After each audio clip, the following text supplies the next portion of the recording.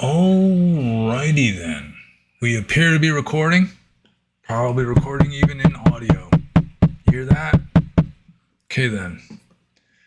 Hello and welcome to question and answer number 195. I am your host, Panyo Basa.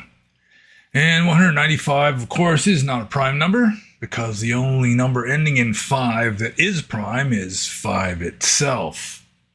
195 is 3 times 5 times 13. This is my beverage. Oh man, I forgot to get an emergency backup beverage, which could result in an emergency in and of itself. But we'll see how we do. I'm not just going to rush out and grab the emergency backup beverage yet, but it may happen at some point in this video. I guess I have one announcement to make. That is, there probably, very probably, but I can't say for sure, but probably no Q&A video next weekend because I'm getting married. I'm going to get married that weekend officially. My mate and I have been unofficially married for quite some time now, but we're going to do it legally, like with a license and an officiant who's going to be my ex-boss from the first metal shop I worked at. He's also an ordained Baptist minister. He's happy to marry us. And it's going to be a very private ceremony, so none of you are invited.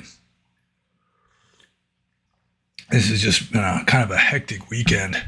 Went out and got another car to replace the one that got smashed a couple months ago. Right before I was going to do this video, mow the lawn. It's the weekend. It's kind of like a guy's duty to mow the lawn on weekends. And then after that, my sweetie sees that I'm actually like moving around doing stuff. So it's like she jumps at these opportunities to give me a list of other things that need to get done. And one of those things on the list was about 600 pounds of rocks had to get moved from the garage back to the backyard. So it's a hot, sunny day in South Carolina. I was covered with dirt and sweat by the time I was finished with that little project. So then I had to take a shower, hence the bathrobe. But we're doing it. I'm getting it done. And the slight disruption this coming weekend, which probably is going to happen, may be the beginning of a whole new wave of disruptions because it's looking like I am going to start a new job May 26th, which is going to have really weird hours. I'll be working weekends sometimes, days sometimes, nights sometimes, but it's going to be paying a heck of a lot more than the job that I am soon to stop working at, which is kind of a shame. The job I'm working in a metal shop right now, running a big saw, cutting through metal, and it takes a while to cut through metal, especially if it's thick metal. So I'm just pretty much standing there a lot of the time, just babysitting this saw while it's moving in ultra slow motion, cutting through this slab of metal. So it's kind of a laid back, chill kind of a job.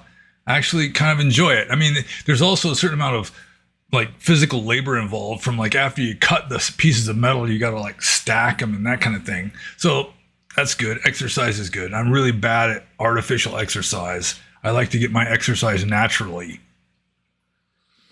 But I mean, when you get offered a job that's almost 50% more than you're currently getting, then it's an offer that I really can't refuse. So I'm going to be doing that. So new job, new wife, new car, just boom, boom, boom. So this is kind of an eventful, like, week or so. But it's turning up. I mean, this year was like cursed up until just recently. So it seems that the curse is finally lifting and things are going to go good. Maybe. It's all balancing out, I guess. So let's see, what else do we got to do before I start answering questions? I guess I can just kind of make up a question and answer it myself because there was like a discussion going on, sort of a debate going on the Discord server about process ontology. How there are some people who try to be clever and say, well, Buddhism isn't talking about things, it's talking about processes. It was called process ontology, where, there aren't this thing and that thing. There's just these processes that are working themselves out. And I pointed out that you can't have a process without a thing. Like there's this famous statement in the Visuddhimagga. It's like the number one commentarial text in Theravada Buddhism about how there is no doer of the deeds. There are just the deeds themselves. But it's like, take walking, for example. How are you going to have walking without some being walking? There has to be somebody or something doing the walking. And it's one way of looking at it. And this is the whole reason I'm bringing this up, is that this could be one of the best examples of dependent co-arising, as I understand it, of paticca samuppada, because you cannot have a process without things, because you cannot have change without stasis. Something always has to stay the same. Otherwise, you just have like chaos. It's just like meaningless chaos. If everything is changing, where nothing remains the same, even like the identity, the generalization at least, doesn't stay the same, then you just got meaningless chaos. So in order for there to be any kind of subjective conscious experience in the human sense, there has to be change, because if nothing changes, that's just static death. But there also has to be sameness, because if nothing stays the same, again, you've just got meaningless chaos. So you have to have something changing and something staying the same. It's like the walker, the person who's walking. You got to at least perceive that as the same person who's walking. If it's completely different from one moment to the next, there's not even any walking. So I really do not see dependent co-arising as these 12 links that, in my opinion, got cooked up after the Buddhist time, that it's dependently co-arising. The samuppada, that sam literally means with or together. It's sort of cognate with con in Latin, C-O-N, or S-Y-N in Greek. It means together or with. So paticca means having depended on, having relied on, and samuppada means rising up together with. So dependent co-arising. And like our entire world is, just to give one really basic example, it depends on the dependent co-arising of sameness and change. You can't have all sameness, that's death. You can't have all change, that's meaningless chaos. There has to be something that is perceived as staying the same throughout any process. So that's just how human perception works. That is how human conscious experience works. This sameness and change dependently co-arising. And that wouldn't be the only example, but it's really a good example, in my opinion, of how I think dependent co-arising really works. So, one other thing. It's like, I'll answer one of my own questions. It's like, I'll just come up with a question like, why do you believe in psychic powers if they're impossible? So I'll answer that question that some anonymous, non-existent person just asked. And the way I'm going to answer this question is by reading a story from this book, Miracle of Love. Let's see, stories about Neem Karoli Baba. And it's edited by Ram Dass. And this story I'm going to read, it's just a short story, just a couple paragraphs. And let us assume, for the sake of argument, that this is a true story. And it may very well be true. I don't think that necessarily every story in this book is true, especially the ones told by Indian devotees. It's just more of a cultural thing in India, I think, to be very imaginative in recounting things to some degree. But let's just say that this story is true. Still, I do not think it's necessarily impossible. It could be like statistically very unlikely, but it doesn't even necessarily indicate psychic powers. It could be that Maharaji, Neem Karoli Baba here, just was like an epicenter for synchronicities. That just strange coincidences continued happening around this man without him necessarily even trying to make them happen. And I do think that that is largely how it works. Anyone who's done a lot of intensive practice may know that synchronicities and just strange coincidences can happen with strange frequency. So let's just read the story, shall we? Okay.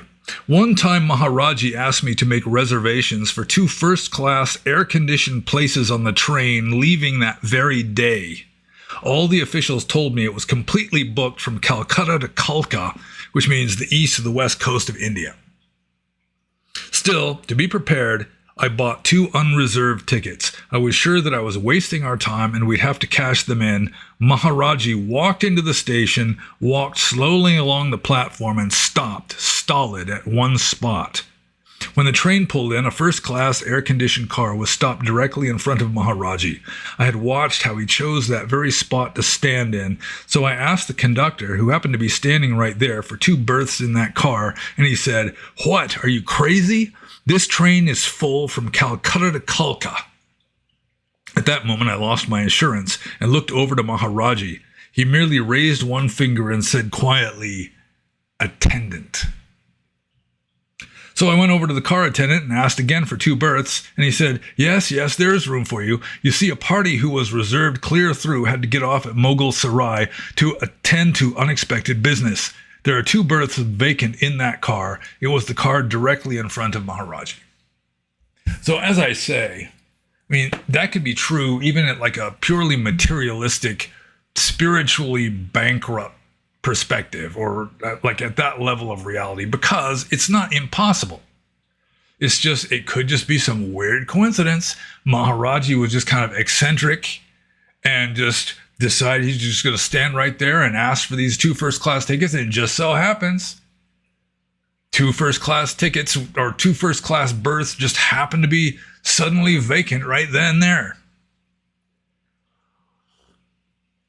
So I do think that psychic powers can work that way, where the person is just so liminal that just weird synchronicities just happen all around them over and over again.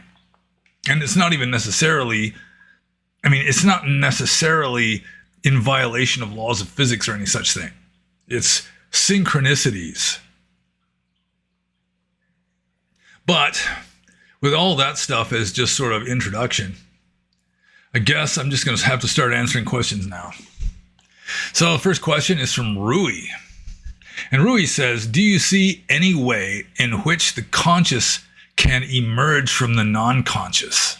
And this is kind of a strange question. It's kind of a good question because I think I might enjoy answering this question, because it's kind of a trick question. Do you see any way in which the conscious can emerge from the non-conscious? In a way, the answer is no, because there is no non-conscious. It's like if you consider the entire universe to be conscious, or going with a more scientifical, physical kind of explanation where you say energy is just a very elemental form of what a psychologist would call consciousness. It's already the other way around. I think scientists would agree that what a psychologist calls consciousness is just a very complicated form of what a physicist would call energy. It's a manifestation of energy of some sort. The entire universe is, according to modern physics, seems like to me. So, from that point of view, it really answers just this big mystery that science is completely stumped by, and that is how electrochemical reactions in a gray blob of meat and some nervous tissue is going to generate like subjective experience. They have no idea. Science cannot touch this question as far as I know. How do electrochemical reactions cause conscious experience? But, if you consider the brain to be sort of like a computer, then, I mean, the analogy is a pretty good one, because a computer does not generate its own electricity. A computer is not creating electricity. It's just taking that electricity and organizing it and complicating it and utilizing it. And that's what the brain is doing. You know, it's taking the conscious energy that's already there and just like complexifying it and organizing it and utilizing it. So, which is one reason why I really don't see why a computer could not become conscious. Because the entire universe is conscious. You just need the kind of complication that will cause the consciousness to sort of dissociate or start like becoming self-aware and kind of unaware of what's around it, to the point that it considers itself to be this self-existent entity.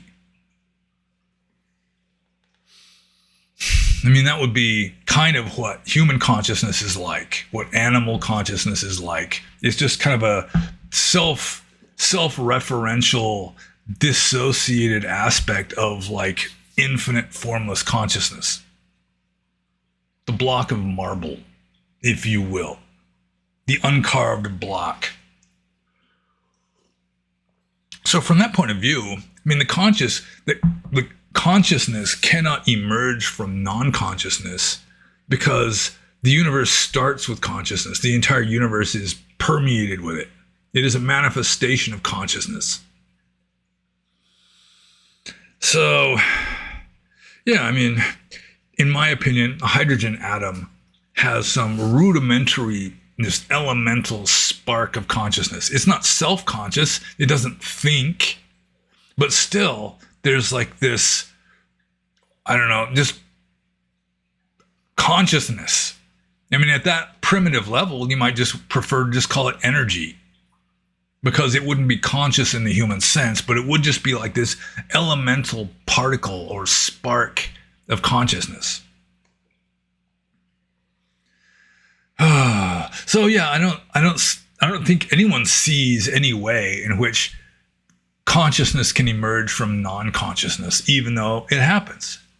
So, I mean, it's like it happens. Like, I mean, just going with like scientism. Nobody would say that the egg and sperm that produce a human being are themselves conscious in the human sense. But then, you know, they form an embryo, and then the embryo becomes a fetus. And by the time it's like a relatively well-developed embryo or fetus, it's starting to have like brain activity going on. You know, an unborn child is presumably already in kind of a dream state, at least sometimes. So how does that happen? I've already said science can't explain it. But you've got what science would probably consider to be consciousness emerging from the non-conscious. Unless you just want to accept that the sperm and the egg were already conscious. Or that the atoms from which they were composed are already conscious. So I just do away with the whole mind-body problem by just accepting that energy and consciousness are essentially synonyms. Let's see here. I guess I answered that question. So I'm just going to move on to the next question. This is from the Saboteur. And strangely, the Saboteur asked a question that I'm pretty sure I answered in the previous Q&A. Just the Q&A before this, like the Q&A under which the Saboteur posted this question. He says, what is the karma for eating meat, fish, eggs, etc. if you know how it harms the animal and you had studied vegetarianism?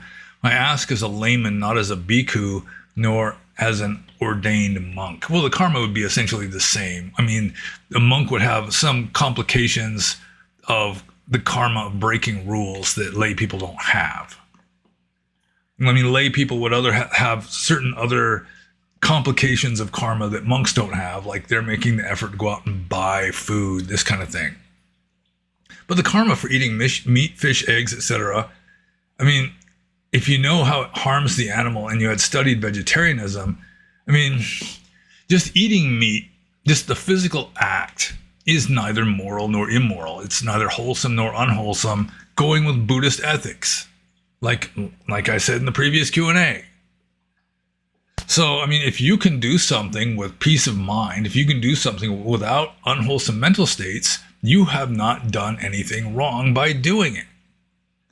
But, like I said in the previous Q&A, if you think it's wrong and you do it, then you're going to have a guilty conscience, baby. And that's going to be the worst karma you get. Is just, you're going to be afflicting yourself with these feelings of guilt for having done this thing that in and of itself wasn't even necessarily wrong, not from a Buddhist point of view anyway. From a Western utilitarian ethical point of view, in which Westerners, including Western Buddhists, are pretty much saturated, then sure, you can say, well, you're contributing to, I mean, you're voting with your money for the killing of animals by buying meat. But then again, I mean, if these indirect ramifications really, I mean, if they really are ethically binding, then, even if you're buying like vegan food, I mean, if the farmer who grew the soybeans was wearing leather shoes or was using insecticides, even organic ones, still you're indirectly causing the deaths of all these creatures. So I'm really kind of stubbornly going with a Buddhist ethic because this is primarily a Buddhist Q&A. And so just the eating of meat, fish, eggs, etc., in and of itself is not, I mean, you're not making bad karma except for the mental states. And if you're just wallowing in sensuality, regardless of whether it's steak or whether it's salad, if you're just like clinging to the pleasure of eating this stuff, you're being a real foodie about it. That's unwholesome mental states right there, whether it's meat or salad or whatever it is you're eating. You can be completely vegan. You could have hunted down farmers that don't use any kind of pesticides and wear this cloth slippers. They don't wear leather. They don't have a leather belt. It's none of it. They don't pay their taxes. So they're not indirectly, paying for bombing civilians in foreign countries and all that. Still, if you are just really like indulging in the sensuality of eating it, then you're engaging in unwholesome activities. You're making bad karma for yourself. Bad karma. But I mean, if you eat meat and you just have like just this neutral mental state while you're eating it, it's not guilt from this animal having been killed so that I can have this good taste in my mouth. And it's not just wallowing in the pleasure of it. It's just you're eating this in order to stay healthy enough to continue practicing Dhamma or just continue in your life. Then, I mean, you haven't done anything as bad as the person who's just wallowing in enjoying vegan foodieism or just being self-righteous and proud and arrogant about being a vegan, conceited about it, this sort of thing. So, just the knowing how it harms the animal, like killing an animal definitely harms it. And you've studied vegetarianism, like you've read Animal Liberation, I read it myself back in my early 20s. It's like a philosophical book about, just the ethical, it's just the bad ethics of killing animals and using animals in laboratory testing, this kind of thing, from like a Western utilitarian ethical point of view. And I mean, they do horrible things. I mean, it's like even like relatively innocuous stuff like women's makeup.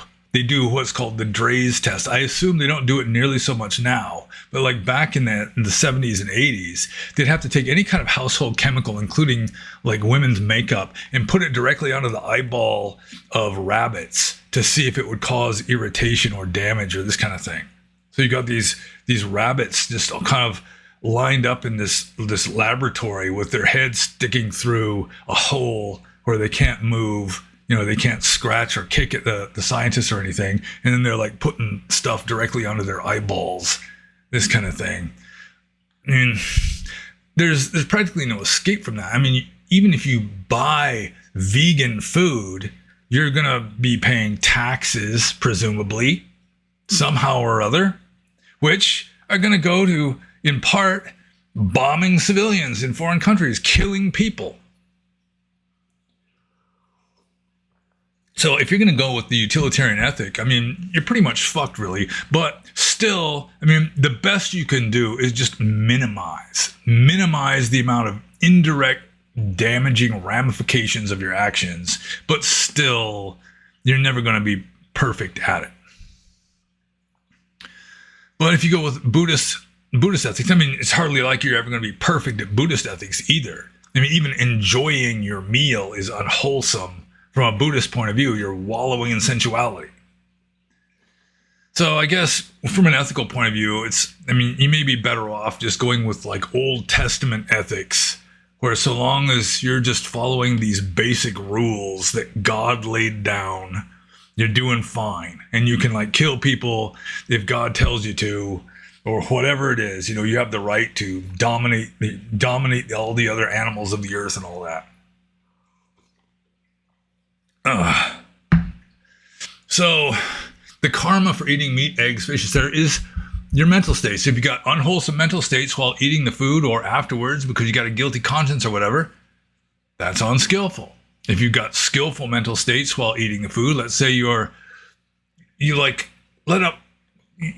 say a prayer for the animal. You're thanking the animal for giving its life. The animal probably doesn't give a damn, but the gratitude is like a wholesome mental state. Or the metta that you're generating, sincere metta, wholesome mental state. You want to share your food with somebody, wholesome mental state. So it's the mental states and not the action itself. I've said this so many times in these videos. I mean, just the mere physical act of a deed, of an action, is like morally neutral. It is the mental states which accompany the act that determines whether that act is wholesome or unwholesome or otherwise, skillful or unskillful. So if you study vegetarianism, which makes it more likely that you'll have a guilty conscience for eating the food, then the guilty conscience is going to be the main bad karma you're going to get. Probably. For some people. I'm just going to move on to the saboteur's next question. He says, if after months of intense suffering from a serious illness such as the big C, previous karma notwithstanding, do you earn any merit either spiritually and or materially? Well, just getting a disease is the fruition of past karma, but you're not necessarily making any new karma at all. Any new karma is going to be the result of the mental states you're having, and two different people with having the same catastrophic situation are going to have different mental states, and they'll be making different karma. So it's not like your karma is like, you don't earn merit from getting sick. Yeah, no, it doesn't work that way. You're like paying off some kind of past karmic debt. And if you can accept your situation with a semblance of equanimity, you may not be creating more karma that may like cause a new karmic debt or an increase of the pre-existent karmic debt. So, sometimes people that have like a serious illness or some such, it's a wake-up call for them, and it can change your life. It's like a near-death experience can change your life, or just facing your own mortality can cause you to reevaluate things and cause you to be a better person. That kind of thing. I've seen that happen before. It does happen for some people. And other people, it won't necessarily help them at all. They'll just maybe even get even more bad karma as a result of it. From being like freaked out or black-pilled or whatever it is. So let's make sure I answered this question here. If after months of intense suffering from a serious illness, previous karma notwithstanding, I'm not sure exactly what that means, do you earn any merit either spiritually and or materially? Not necessarily at all. There is no meritoriousness to being sick. It's just the mental states that accompany your experience or just your seeming outward experiences are going to determine the karma. Okay. I'm obviously not answering questions like this very effectively because I keep getting the same kind of questions where, I mean, it's, does action X cause this kind of karma or the other kind of karma? It's like the action X is morally neutral. It's your own mental states. Two different people can do exactly the same thing outwardly. Inwardly, one's earning merit and the other one's earning demerit just because of the mental states accompanying the actions. So, I mean, like one kind of obvious example is the ladies in Burma who put food in amongst bowls. You know, I was going for alms pretty much every day when I was a monk. And there are some ladies, you know, they're poor village ladies married to a subsistence farmer, and they're just happy. You know, they're thrilled to offer food to the monk. Whereas there's some other ladies that will only offer food if they see the neighbors are watching. So in that case, they might still earn some merit for offering food, but still there's like this hypocrisy or, you know, just they're not doing it out of a sincere desire to give. It's just that they don't want the neighbors to think that they're stingy or something. And so they just kind of fake it, this kind of thing. So it's like two women offering the same kind of food in the same amounts, and one of them is earning way more merit than the other one. I mean, they're both earning some merit, but still the karma is not the same because the mental states are not the same. And I'm just going to move on to the next question. This is from CO of Action, Sipad Zidana. He says, if you somehow found out this life is all there is, materialism is true, and upon death we cease to exist completely, would you have lived your life any differently, not in a regretful way, but just out of curiosity? How would I somehow find out that this life is all there is and materialism is true? I mean, this life is all there is. I mean, that's not too wild, I guess, but materialism is true. I mean, I don't even see how that's even possible because we're not living in a material world. We are living in a mental world. Everything we experience is mental. So, yeah, I mean, if materialism turned out to be true, if I suddenly realized materialism is true, especially at this point, I mean, I would have been insane up until that point. And it would take serious reevaluation, and there's no telling what the hell I would decide on. But, I mean, if this life is all there is, then still, I mean, Buddhism is still, the Four Noble Truths are still true. Even if there's no rebirth, desire is the cause of all suffering. And if materialists don't believe that, they're just ignorant or deluded. I mean, that should be self-evident if you're capable of, like, any moderate degree of introspection. That desire is the cause of all suffering. If you're unhappy, all you got to do is just look into what it is that I'm desiring right now, and it's usually pretty obvious. I mean, if it's just kind of like this vague malaise, kind of a depression or something, it might not be as obvious as to what it is that you are desiring that's making you miserable, but it's there. It may be that you won't be able to penetrate into the deeper layers to find out exactly what it is. But in most cases, if you're unhappy about something, you know, you're late for work or something, it's obvious what it is you desire. You're wanting something intensely, which is causing you to suffer intensely. Even if it's like you stubbed your toe and your toe hurts, I mean, the mere physical pain is not the same as suffering. The suffering comes from the desire for that pain to stop. Pain is just like this signal. It's like a red light flashing. The suffering comes from the desire for the pain to stop. So, would I have lived my life any differently? I don't know. I mean, it's kind of a kind of logical fallacy. You know, if this had happened different, then this would have happened instead, but you can't really know for sure.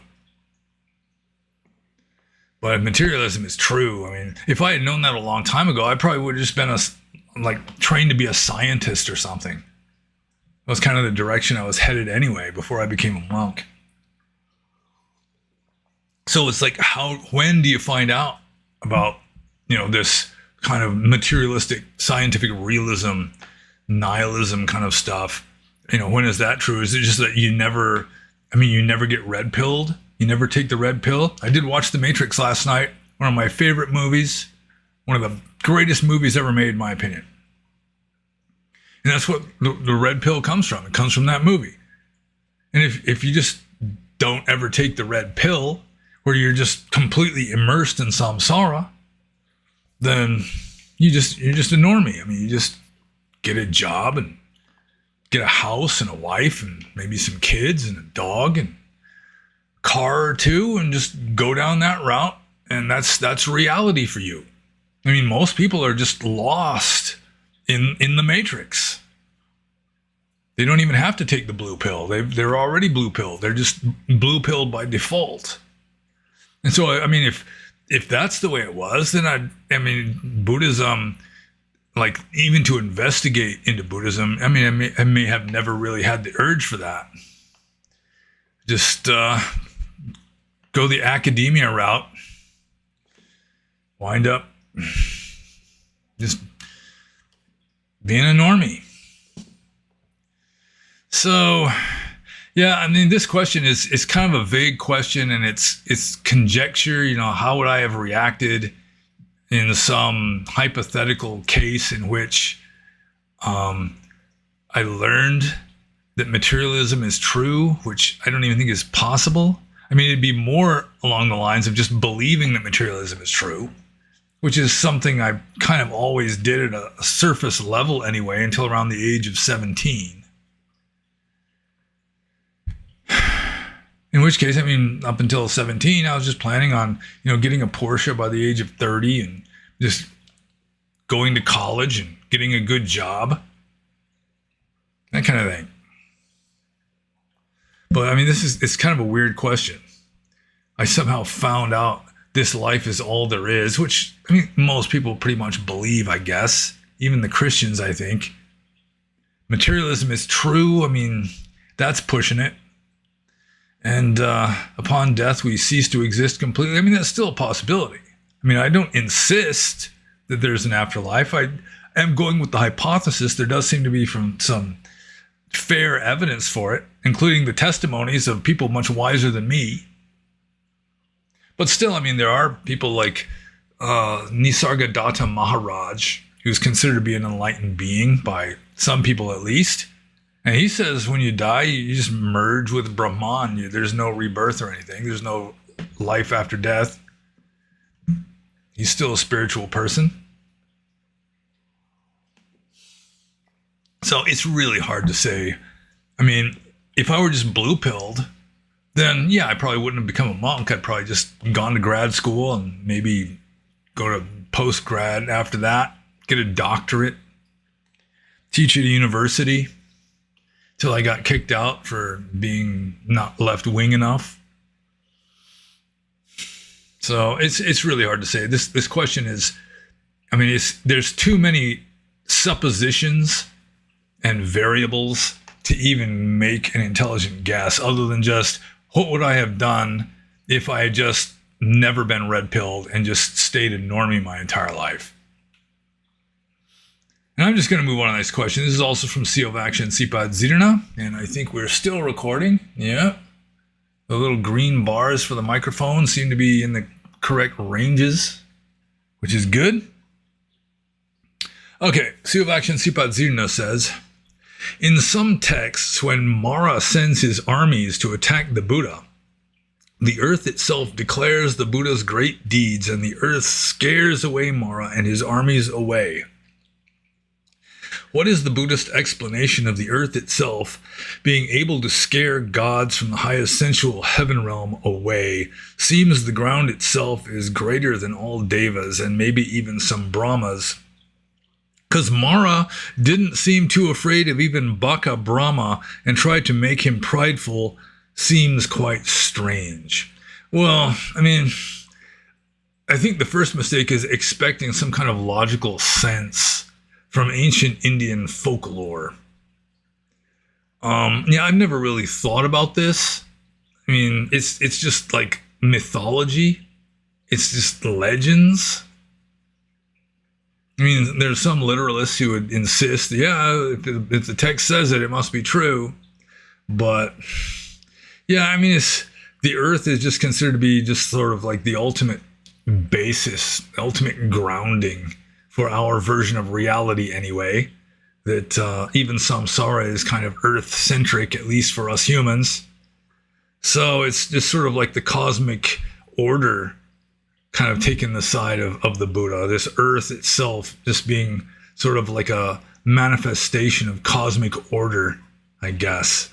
That would just be my guess. I mean, I don't think the commentaries even bother to explain it because they're not as autistic in seeking out these kind of anomalies as Siovak and Sipad Zirna is. You know, it's just accepted. You know, you just like people watch a movie and there's these incongruities and contradictions that can arise. And some people like me will notice it and it'll kind of detract from the movie. But most people just are just immersed. They just accept the contradictions, or like in a dream where there's just contradictory, anomalous stuff happening all the time. And it's like, you just accept it. That's just the way it is. So, yeah, I would just guess that the earth itself is just kind of like a personification or manifestation of just sort of cosmic order. You know, it's just like the foundation of samsara, at least for us. So did I answer the question? I mean, this question also, I mean, I don't know if there really is a correct answer. There could be, I suppose. Yeah, but I mean, it's just mythology. You know, it's like, why doesn't Medusa's snake hair bite her own face? You know, it's like, it never occurred to anybody. All right. I guess I'm just going to move on to Siovak and Sipad Zidana's third question here. And this is another meme type question requiring me to type it out instead of just cutting and pasting the question. He just posts a kind of meme, like a picture, has two buttons, a red one and a blue one. You know, red pill, blue pill, but different. It's buttons. And it's like a kind of moral, I don't know, what's the word? There's some kind of word for this. But if it's kind of like an ethics problem or just a which would you pick kind of problem. And so you got the red button and the blue button. And if more than 50% of the people press blue, everyone survives. But if not, if more than 50% don't press the blue button, only those who press the red button survive. And then I guess he's asking me which button I would press. And there's just insufficient data. I mean, does everyone have to press the button? Or is it there going to be a certain amount of apathy where, like with elections, a significant amount of people don't even bother to vote? In which case, you might be better off with the red button. You know, if you're just assuming that there's not going to be enough turnout for 50% to press the blue button. You know, something like that. I mean, I don't know all the variables. I don't know all the information that would be required to make an intelligent decision. I mean, if this were really the case, it's in all the news and everything, I'd be studying it intensively just to be able to make a more informed choice on which button I should push. As it is, I really don't know. If more than 50% press blue, I mean, if you've got like movements, you know, like the Muslims are saying, press the red one, because we Muslims are all going to press the red one and we're in the minority and so we will survive. This kind of thing, then you got to take all that into consideration. Otherwise, I mean, if it's just an angel for each person on the planet, each human on the planet has its own angel designated, assigned to them to come down, and right now, without any kind of, you know, you don't get to read the news about it. You don't get to study up. They just show you the two buttons and they say, press one. Then still, damn. I guess I'd press the blue one. Just like if I were having to go with impulse, I'd go with the blue one.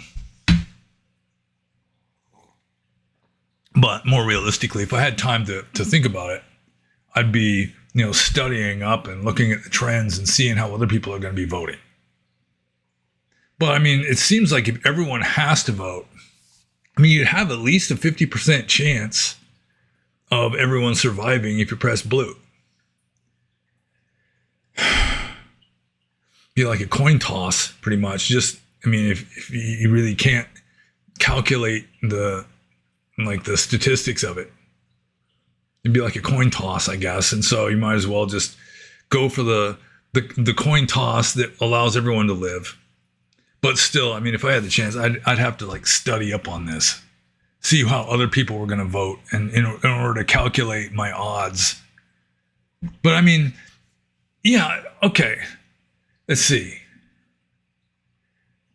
Yeah, even if you press red, and then more than 50% of the people still press blue anyway, you're still gonna live. So, damn. Yeah. Well, hell, okay. Wait a minute. If I press red, I'm guaranteed to survive. It's dawning on me now. Yeah, because if more than half of the rest of the human race presses blue, I'm going to survive anyway. And if less than half of the human race presses blue, then I'm going to survive anyway. So, you're guaranteed a survival if you press red. And so all you'd have to do is just have this, just notify the entire planet. Everyone just press red. But then who knows? Yeah, I think, if you're looking out for number one, then it would just make perfect sense to press red, because then you're guaranteed to survive, regardless of how anybody else feels about it. So, and it's kind of tricky. Are you willing to be altruistic enough to take the chance of dying by pressing blue? Yeah, I think. Seriously though, I would want to be able to at least warn everybody. Everybody just press red and you're guaranteed to survive. Just put it on X, this kind of stuff. Then I'd feel better about pressing red and saving my own skin. I think I'm just going to move on to this question. This hypothetical questions are kind of weird. What would it be like if you were born and Hitler had won World War II? This kind of question. It's like, how do you answer it? But it does make sense to push red and you're guaranteed to survive. Everyone should push red. If everyone knew this, except for some stupid people, I guess, everyone should just press red. If it comes up, press red, and we'll all press red and we'll all survive anyway. Okay. Next question is from Dhamma River. Is there any aspect of the Noble Eightfold Path or the Dhamma in general that is often overlooked, but you think is extremely important and should be prioritized or at least studied more often? Well, there is one aspect of the Noble Eightfold Path that gets the least amount of press is Samavayama, right effort. That seems like the one that is the least mentioned of the Noble Eightfold Path. That one fold aspect of the path is the least mentioned. So that would I hope I'm right when I call it Samavayama. It's an obscure one, kind of, because nobody talks about it. But yeah, right effort. But I really don't think it's extremely important to be prioritized. I really am kind of skeptical of the Noble Eightfold Path, to tell you the truth. That probably the original Four Noble Truths, there was a path, but it wasn't necessarily eightfold. I mean, there are a few prototypes found in the suttas, like there's a tenfold path that you can find in the suttas. So, yeah, I mean, the 8 of these and the 7 of those and the 4 of the other, I mean, these kind of lists, I've never really based my Dhamma on numerical lists anyway.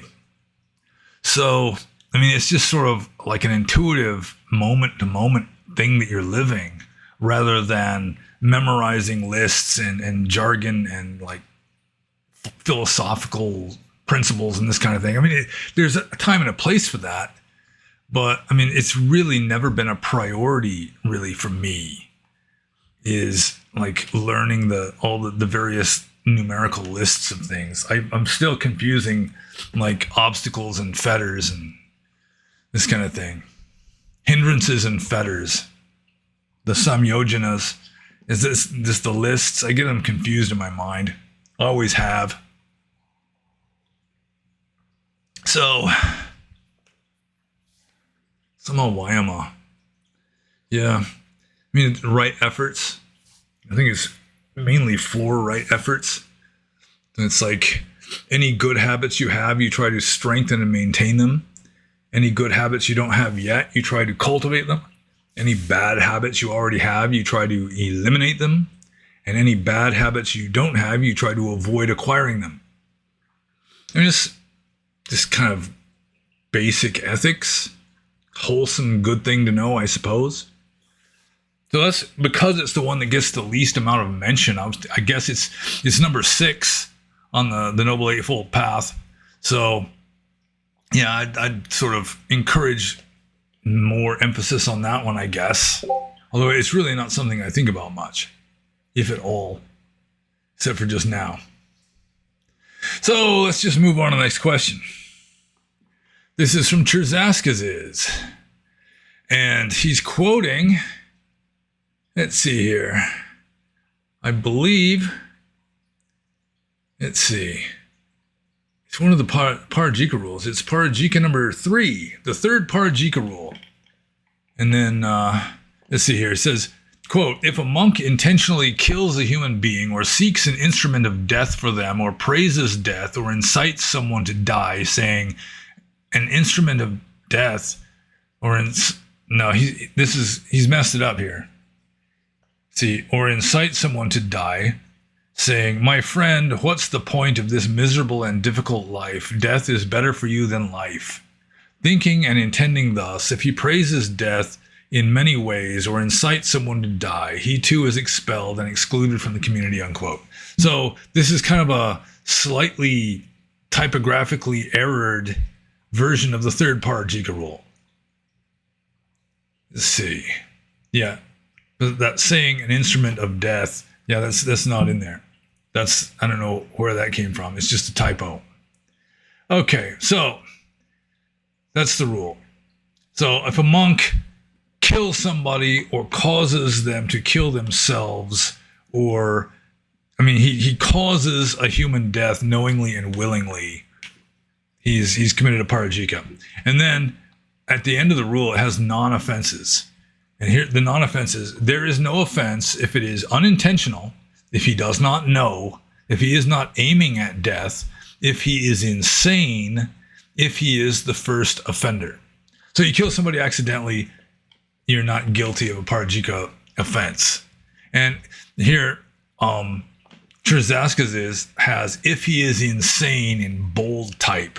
And then he says, do insane monks not commit any Parajika offenses? And in the Patimokkha rules, one of the very last rules, it's not even like a precept, it's just like a technical addendum at the end of the Parajika rules. There is this insanity clause, where if a monk is so out of his mind, he doesn't even recall what happened after he's come to his senses, then it's in a way it's unintentional. He is not responsible for his actions. But there's a certain definition of the insanity where you don't even recall what you're doing.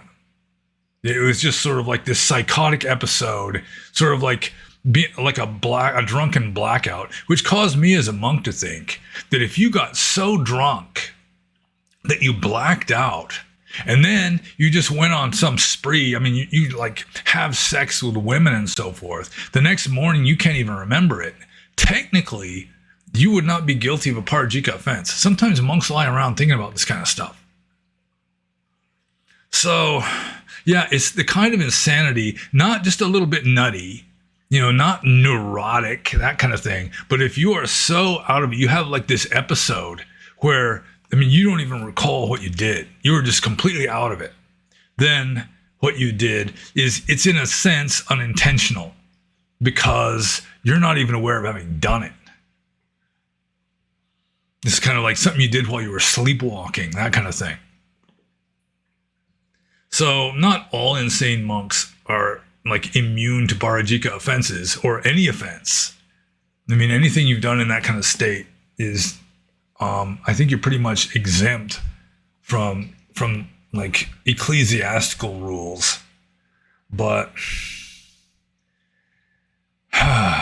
you have to be like really out of it so that you're really just not even, you're not in your right mind, so out of your right mind that you don't even recall what you did after you're back in your right mind again. And there's like the stereotypical insane monk in the Pali text his name was Gaga.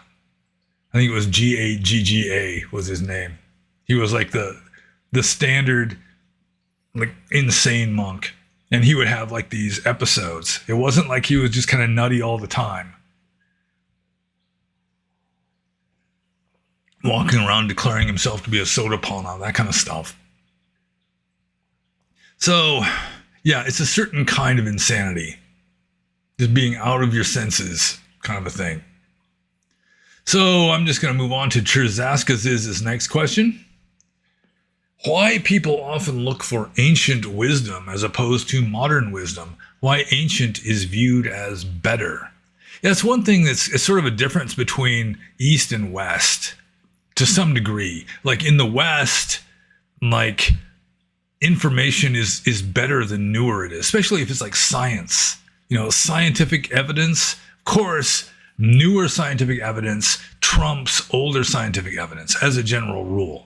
If newer scientific evidence conclusively demonstrates, or at least conclusively enough that the scientific community has switched paradigms, then it's going to be, more authoritative than older scientific information. I mean, science books that were written over 100 years ago, they aren't really read all that much, even though they could be a classic, just really a earth-shattering, groundbreaking new discovery in science. Still, not many people, including not many scientists, are going to be reading some article that was written in 1898. Maybe just for like historical reasons. But they're not going to be going to that old source for information very often at all. Whereas like in Burma, it's like the older something is, the more venerable it is. And to some degree, I mean, you could say that it's just, in a traditional culture, elders are considered to be more wise than young people because they've been around long enough. They've seen a few things. They've been around the block a time or two, and they have managed to avoid death. So that's why they're old. So traditionally, up until modern times, old people were kind of venerated as being wise, and ancient wisdom is kind of along those lines. But also, ancient wisdom has stood the test of time. I think that would probably be one of the best justifications for preferring ancient wisdom to like recent wisdom, is that ancient wisdom is still venerated after thousands of years. That, it has withstood the test of time. It's still holding strong. And so in a way it has kind of survived all the attempts to debunk it well enough that it's still standing. And there's somebody parked right in front of our house with their lights on. I don't know why they're doing it. I don't know. It could be somebody's going to come over. I don't know. Maybe they just see me waving my arms around inside the window. Thinking, why is that guy in there waving his arms around? But I don't like people just parked right out in front of our house with the lights on because it's distracting. So, yeah, people look for ancient wisdom as opposed to modern wisdom. Personally, I mean, I consider some recent stuff. No, I guess somebody's coming to our house now. That, like Eckhart Tolle's The Power of Now, for example. Just to give one example, I mean, that contains more quality wisdom than the Old Testament. And now somebody's ringing the doorbell, and the dogs are all going berserk. This is one of the complications of being a householder. Maybe I should get up and close the door.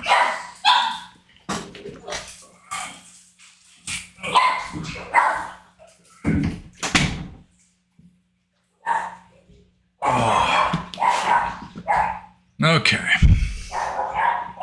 And the dogs are still going for it. So, yeah, I would assume that's the main reason why people prefer ancient wisdom to modern wisdom. Also, there's just sort of like a veneration for the past. Oh, for the good old days. And it was like that even in ancient times. And I'm going to have to get up and yell at the dogs to shut up if they don't do it pretty soon. Damn. Just a minute. Hey, shut up!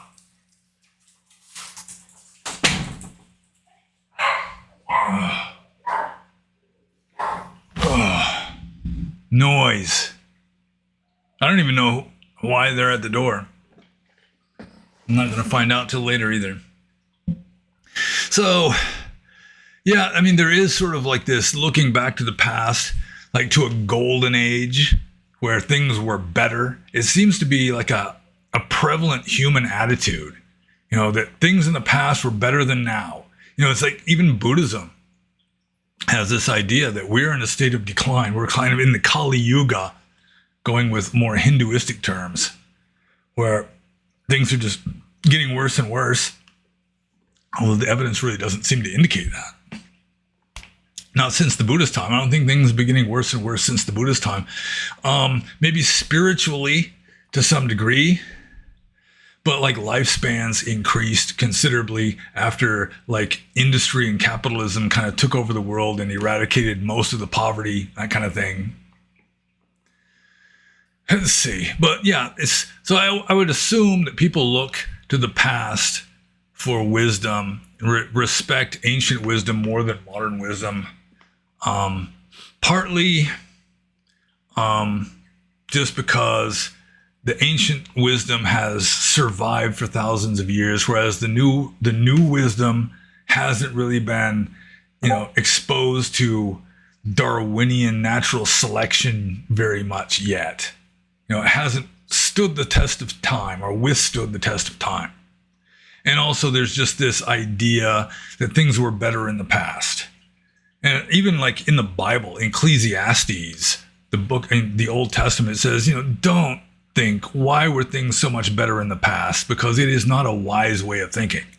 So it's like, it's always been the case that people have looked into the past as some kind of golden age. That things are shit now, but they used to be great.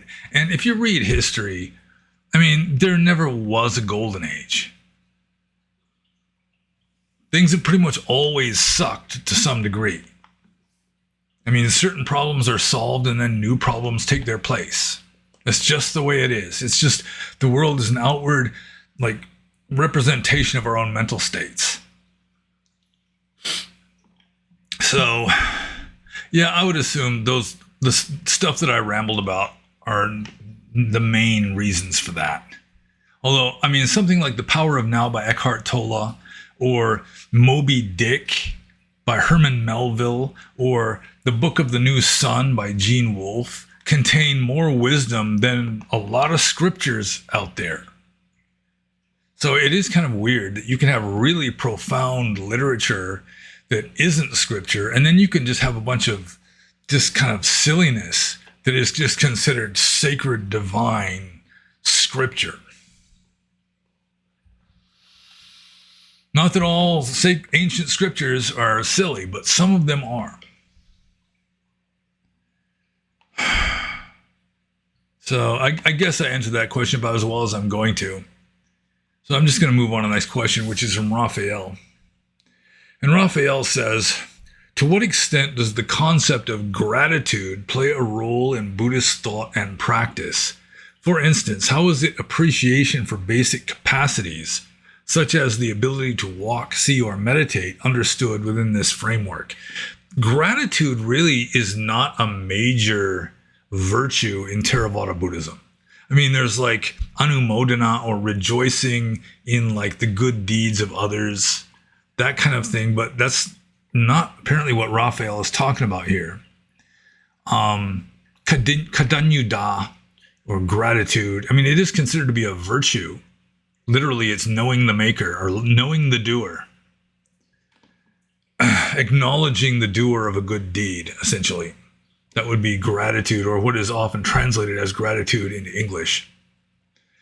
But gratitude for the ability to walk, or the ability to see, yeah, I mean, I've never really encountered that in the texts.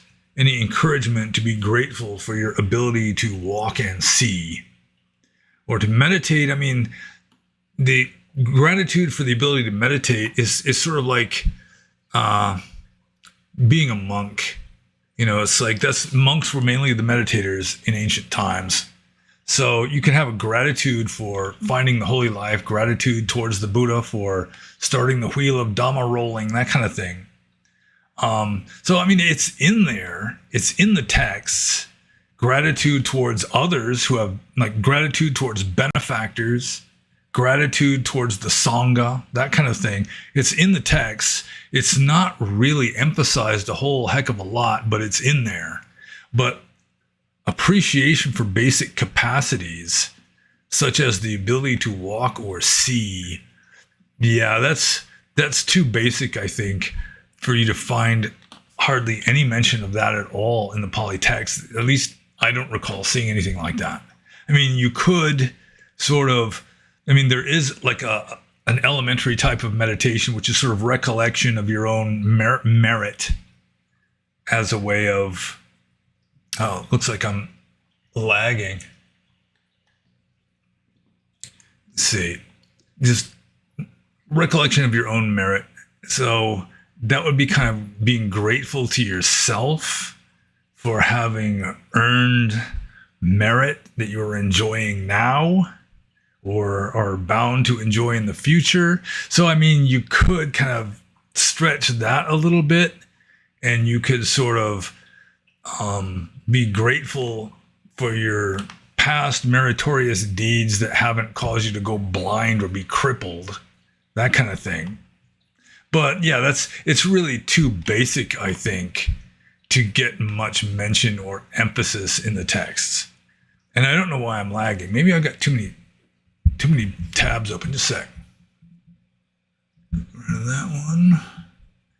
And get rid of that one. And get rid of that one.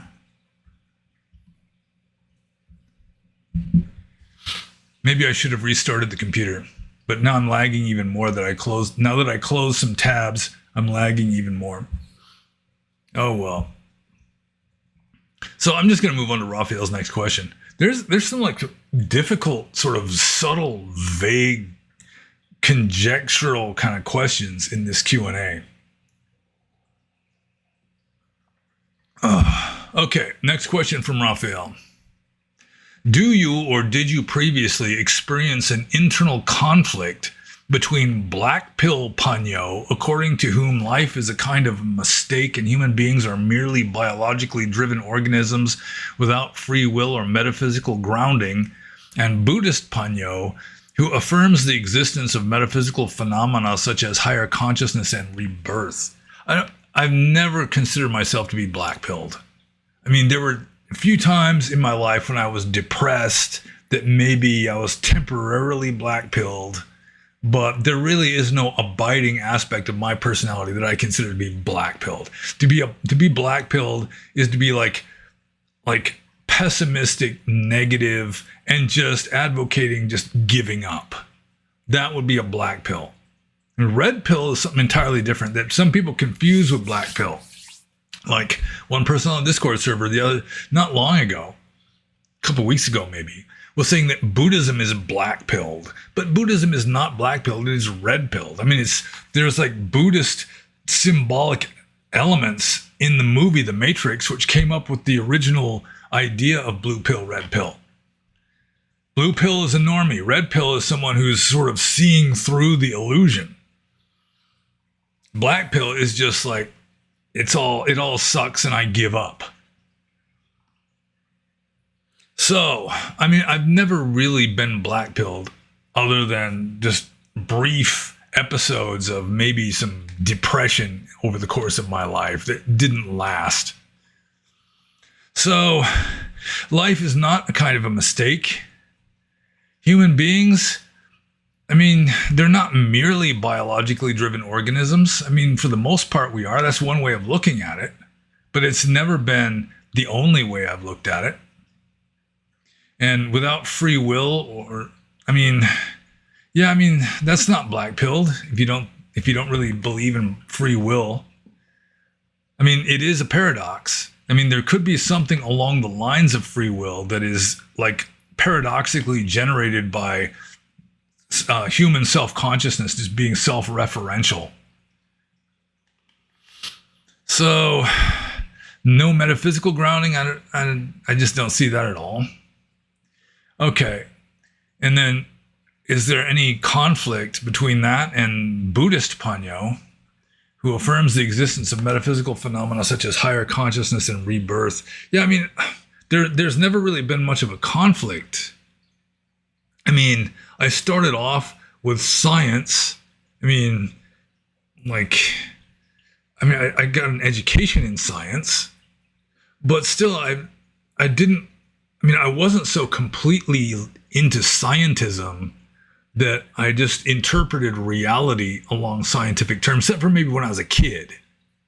You know, you're a little kid, you want to be a scientist, you want to be like Mr. Spock on Star Trek, or like the professor on Gilligan's Island, whose knowledge of science gave them practically superhuman powers.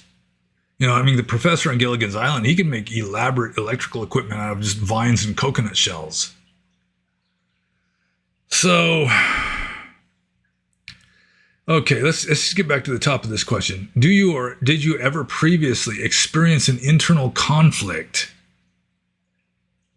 No, not really. I mean, I have experienced internal conflicts before. It's like one part of me wants to become a monk and the other part of me still likes girls and ice cream and rock and roll. You know, and so there's that kind of conflict. But I mean,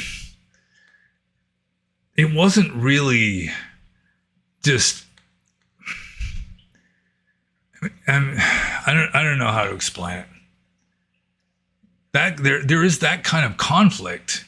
It's just, which do I want to do? But it wasn't like two warring worldviews or paradigms. I mean, my paradigm has never been so locked down that it's just irreconcilable with some other aspect of my personality.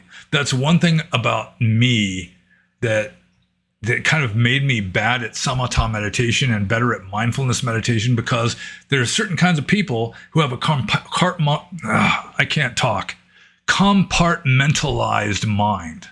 So like New Age people, or like a classical example from my own personal experience, they can believe mutually contradictory stuff. And it's just that one thing that they believe is in one compartment of their mind, which is kind of closed off with like mental bulkheads from this other belief that, you know, like sort of postmodern feminists who, you know, they're opposed to the patriarchy, but they're completely in favor of Islam. This kind of thing. I mean, it just doesn't work like that with me. My mind is more integrated than most people. I mean, it's not like I'm trying to brag or anything. I just have that kind of mind where, like in meditation, people who are good at samatha generally have more compartmentalized mind, where you just have to like purify this one compartment. Whereas if everything is interconnected, it's very difficult to get your entire mind, every room, every compartment of your mind pacified so you can get into the same depth of like concentration as someone who only has to purify this one compartment when they're meditating. So, yeah, my mind is just more integrated, the various aspects of it. And so, I mean, there are like sort of enigmas or gray areas or uncertainties, this kind of thing. Ambiguities, I guess, is the word I'm looking for. But I mean, I'm relatively comfortable with ambiguity, but I can live with ambiguity. I've made my peace with ambiguity because there's no way we're going to know everything. There's always going to be some ambiguity. So let's see here. This is another one of those weird questions that I'm not exactly sure how to answer. I'm getting a lot of them in this Q&A. But I was never really black-pilled, other than, brief episodes maybe. See, life is kind of a mistake. No, I don't think life is kind of a mistake. Human beings are merely biologically driven organisms. No, although we are at that level, at a scientific, empirical level, we are a species of animal. We're like an upgraded ape. But without free will, that's not being black-pilled. That's just logic, really. And being without metaphysical grounding, I don't know where Raphael came up with that one. Because, I had this metaphysical father who was telling me metaphysical stories since I was a toddler. So let's see here. Buddhist Panyo. From the Buddhist point of view, you could say a lot of the same stuff here. No free will, for example. Buddhism does not really advocate for free will. Let's see. It doesn't advocate for determinism either. So, yeah, there's various ways of looking at reality. Some ways are better for various purposes. Scientific way of looking at things is very useful in certain respects, even from like the dharmic point of view, to look at a human, to observe human nature as instincts of the human animal that have evolved over time through Darwinian natural selection to help promote the survival of the species.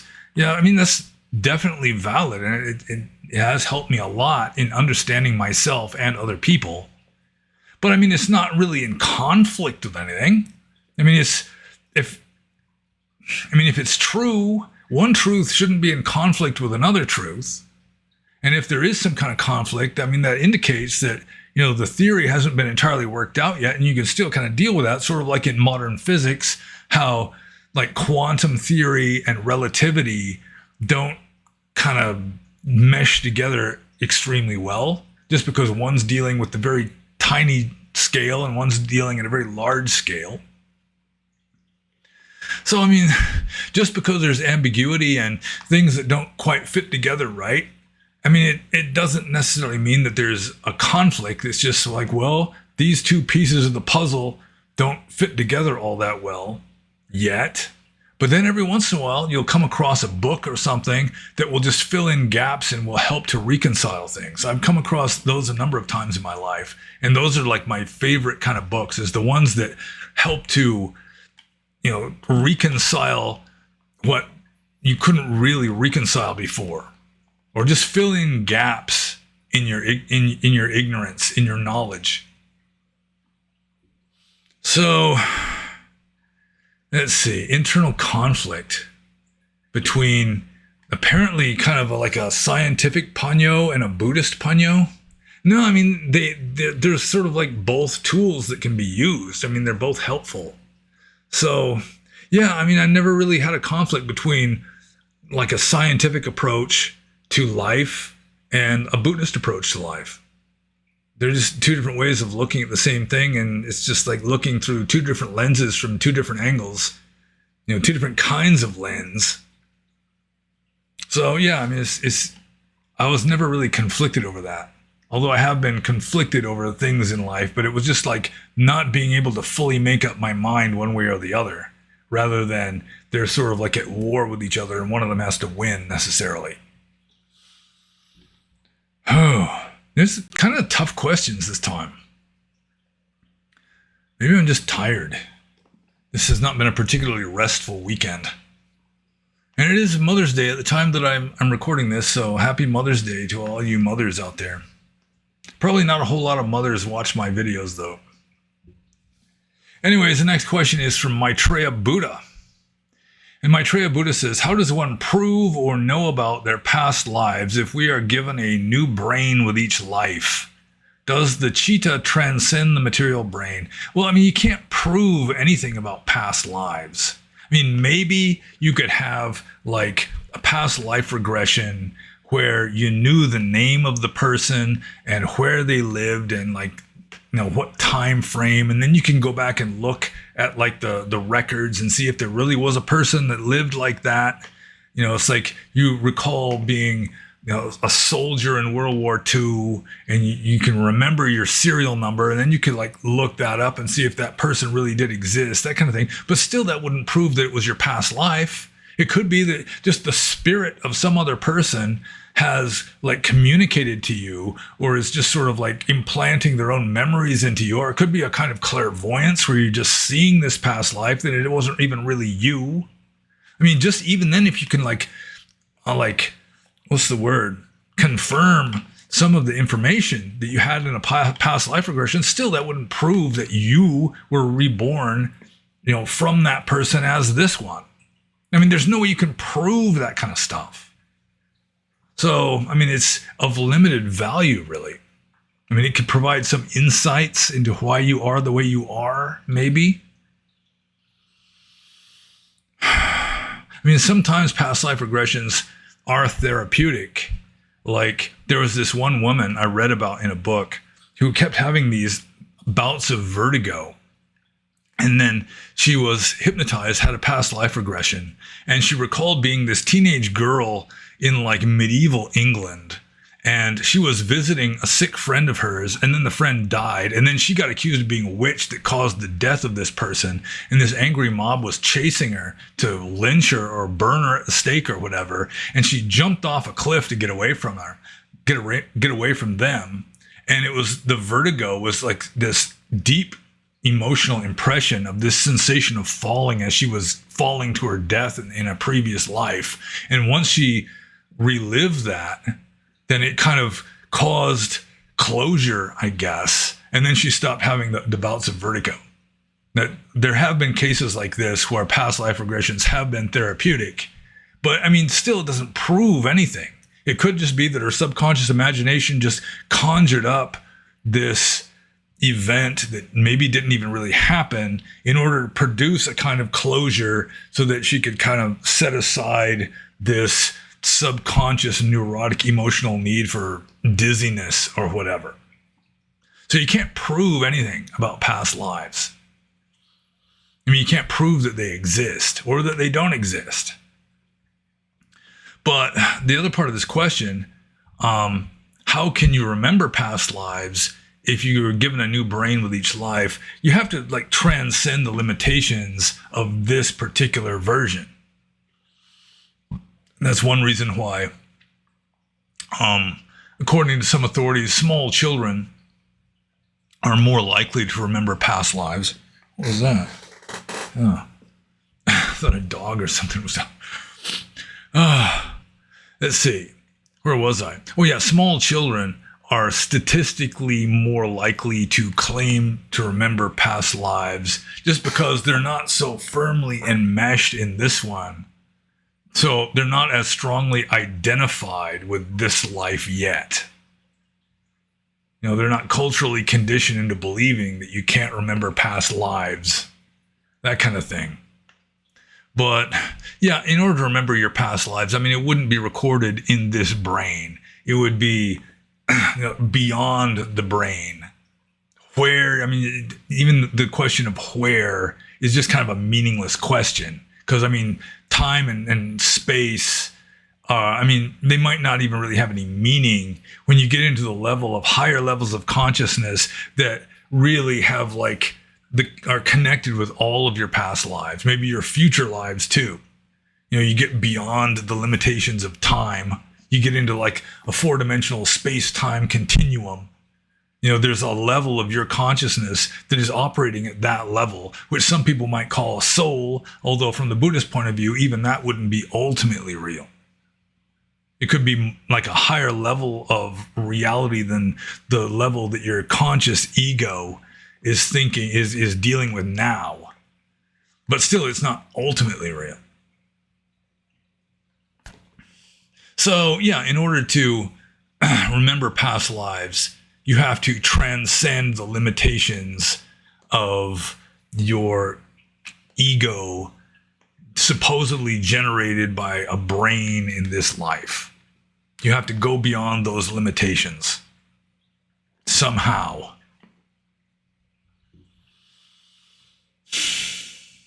So it would kind of be imprinted into your karmic momentum to some degree. And I'm not sure why I keep lagging. Those of you who are just listening to the podcast or just not watching won't even care that the sounds coming out my mouth are not synchronized with the actual movements of my mouth. So I'm just going to move on to the next question. This is from RFS. And RFS says, if life begins when the sperm, egg, and rebirth linking consciousness meet, does that mean frozen embryos should be treated as ethically significant? Well, you don't know if the frozen embryo, well, I guess from the Buddhist point of view, if it's an embryo, if it's already fertilized, then there would at least be a latent being there if that being is going to continue to develop. But you don't know that for sure unless you can see into the future somehow. Man, I'm getting so many this kind of weird, vague, conjectural kind of questions that are they're just not straightforwardly answered. So again, like if life begins when the sperm, egg, and rebirth linking consciousness meet, I mean, that's what Theravada Buddhism teaches. You can't really prove that that's true. So again, this is just like taking an assumption and then going with that and seeing what the ramifications of the assumption are. But yeah, from a Buddhist point of view, if you can't have an embryo unless there was a rebirth linking consciousness, or the Gandhabba, as it's called in the texts, then it would be a human being. It'd be a frozen live human being.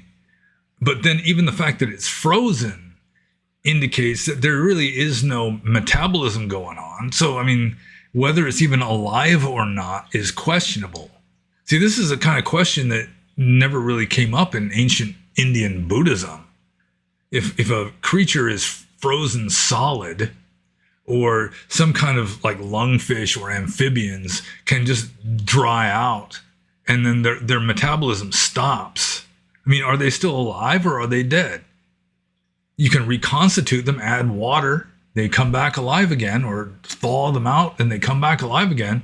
But I mean, there's no metabolism going on at all while they're frozen or desiccated. So are they alive? It's a question that I don't know if ancient Indian Buddhism bothered to even address, because it maybe didn't even occur to them to address the question. But I mean, from a Buddhist point of view, yeah, you'd say that a human embryo is ethically significant. Whether it's alive while it's frozen or not is another question. So it'd be just another level of ambiguity added to that.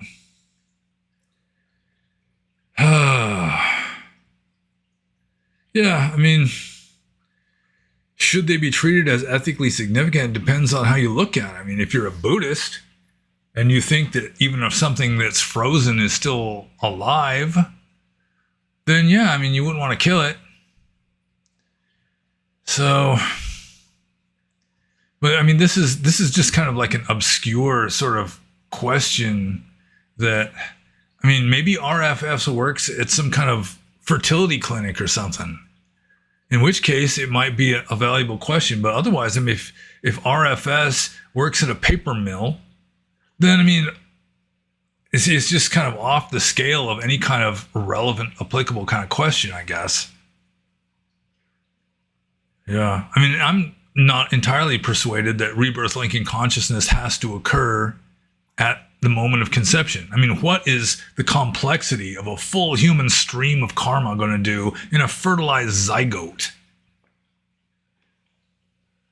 So I think it's the Hindus and maybe some other religions, like Ram Dass was saying, in accordance with Hinduism, that some babies they take, it's like their spirit or their karmic momentum or whatever enters like a baby in its mother's womb shortly before birth. And you can tell those because they're the ones that look completely spaced out when they're born. They're just like in this state of confused, this dazed confusion. Whereas a baby that took rebirth linking consciousness, so to speak, earlier on in like the embryonic development is already completely identified with being a baby and is just crying and acting like a normal baby. So, I mean, I'm kind of skeptical to the idea that that like rebirth linking consciousness necessarily occurs at the moment of conception. I am skeptical of that. I'm not saying it's true. I'm not saying it's false. I just suspending judgment because I don't know for sure that it's true or otherwise. And then when you add the frozen embryo part, when you just frozen, is it still alive while it's frozen? If it's frozen solid, there's no respiration going on. There's no metabolism going on. So is it still alive?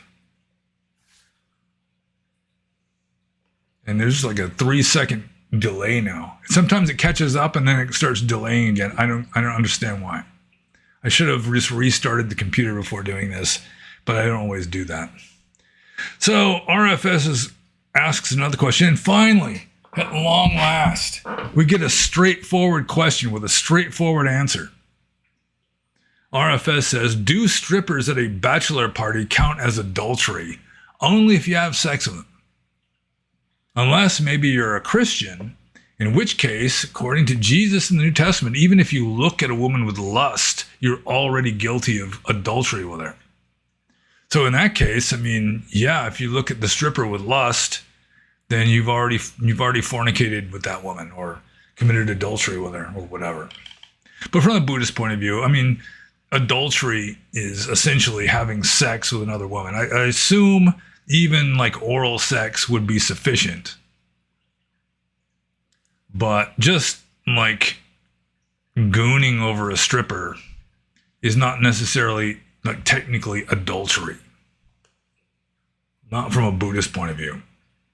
I mean, it could be a kind of sensual misconduct, but it would be not like full-blown sensual misconduct, which would involve sexual activity, like actual coming together of two beings in a sexual way.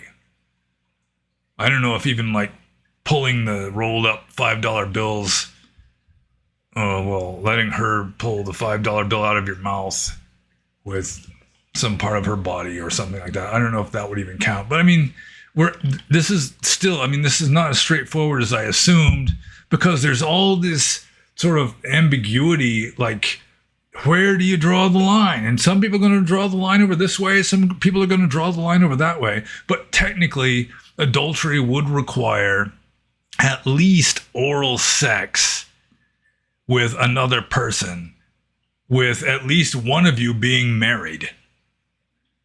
Otherwise, it would be fornication. And sensual misconduct is generally identified with the actual sexual act and not just like ogling naked titties or some such. And I'm just going to move on to the next question. This is another fairly easy question, which is appreciated at this point. This is from Drew. And Drew says, do you think when he squeezed the juice out of the mountain, the delicious beverage was made? Maybe that's when people started doing the do. So he's referring to the Sasa Jataka, when Sakkha, king of gods, squeezes the juice out of a mountain and then draws the image of a rabbit on the surface of the moon. No, that wasn't Mountain Dew. That was something completely different. Mountain Dew, I'm sure, has other ingredients in it, like what is it? Some kind of ester rosin, something like that. It's got weird ingredients in it, which is probably why so many people are addicted to it. Mountain Dew. I never really understood drinking Mountain Dew. I can't ever remember drinking Mountain Dew. So I guess it's just I never got addicted to it. Anyways, next question is from Fred, and this may be a rhetorical question. It's hard to tell with Fred when he's really asking a question. I mean, there could be a question mark there, but that doesn't necessarily mean that he's legit asking a question. But he says, how could you possibly believe Muhammad? And I don't know if this is like a real question. Is it a rhetorical question? Is he asking me personally how I could believe Muhammad? Or is he just saying, how could a person in general possibly believe Muhammad? Well, I mean, Muhammad seems to have been like sincere. I think he was doing some hysterical dissociation, like a lot of New Age channelers do. But I mean, he apparently was persuaded by his own visions. So, I mean, he believed his own visions, I am assuming, even though, there's some fairly good evidence that it was a lot of his own subconscious desires being manifested. But, I mean, with regard to me believing Muhammad personally, I mean, some of the stuff in the Quran, I assume, is true. And I mean, at least he appears to have been sincere at a conscious level. But if Fred is asking how anyone could believe Muhammad, of course, people can believe anything, especially in the realm of religion or politics. You got people that can believe absolutely freaking anything. But I think I could be a Muslim more easily than I could be a Christian. Just because there's less of an absurd narrative that is required to be believed. I mean, for a Muslim, it's God is one God and Muhammad is his prophet. I mean, you're doing okay if you get that far. Whereas with Christianity, you got to believe that this Jewish carpenter who lived in the early Roman Empire is somehow the creator of the entire universe and the only begotten Son of God Almighty. And it's just way more difficult to swallow than God is one God and Muhammad is his prophet. Not even his only prophet, just a prophet. His most recent, like, capital P prophet. That for me would be easier to believe than Christianity. Just because it's simpler. There's less absurdity that has to be swallowed. And I'm just going to move on to the next question. This is from Master Po, and this is an easy one. Master Po says, have you heard of Sanbo Zen? It's a new one to me, but so far I find it interesting. And no, I haven't. I mean, this is it. I just heard of Sanbo Zen. Sanbo. He left a YouTube link that I haven't watched yet. So I still am completely in the dark with what exactly Sanbo Zen is. I just do not keep up on these things. And I'm moving on to the next question. This is from Nietzschean Buddhist. And Nietzschean Buddhist says, I presume that as a person from the West that became interested in Buddhism, you have considered both the Mahayana and Theravada traditions, at least at some point and time. What factors influenced your choice of vehicle?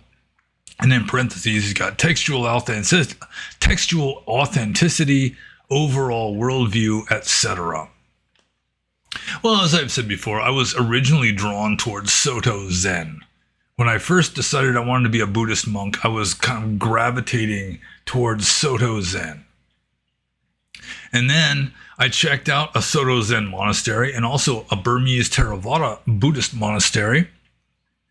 And it was plain as day that the Theravada monks they came closer to following what the historical Buddha actually taught than the Zen monks and the Zen nuns.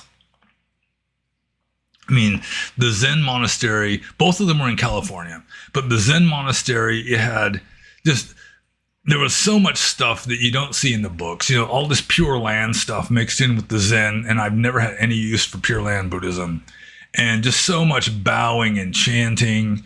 And then you had the monks and the nuns kind of living together in the same compound. They'd be putting on layman's clothing and driving the car to the store to buy groceries for the monastery. They ran a little store selling candles and incense and Buddha statues and that kind of thing.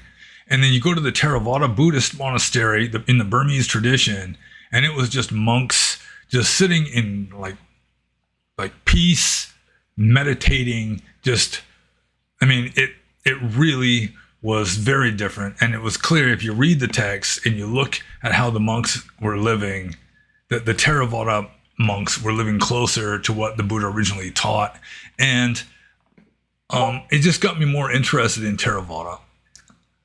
I originally got interested in Theravada reading the Sutta Nipata. It was some really old translation by someone named Fausbowl, I think. It was in Max Muller's Sacred Books of the East. It was like from the 1890s, this translation. But the Sutta Nipata, I mean, it was old texts of like ancient India, and monks were like macho. You know, it's like you had to be tough to be a monk. You're just wandering around homeless, no money, sleeping under trees, this kind of stuff. So gradually, I was kind of leaning more and more towards Theravada. I liked Zen, at least what you read in the books about Zen. But it became more and more clear the more I looked into it that Theravada came closer to what the Buddha originally taught. And that's mainly, I mean, if I'm going to be a Buddhist, I want to follow what the Buddha taught. You know, it's like, especially if I'm going to be a Buddhist monk, dedicating my life to following the teachings of the Buddha as well as I can, I want to get as close to the teachings of the Buddha as I can in order to follow them correctly.